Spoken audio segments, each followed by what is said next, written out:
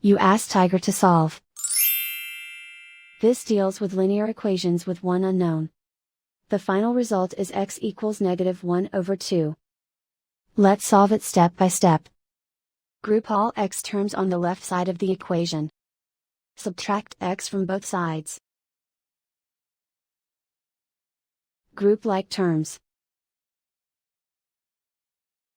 Simplify the arithmetic. Group like terms. Simplify the arithmetic. Group all constants on the right side of the equation. Add 8 to both sides. Simplify the arithmetic.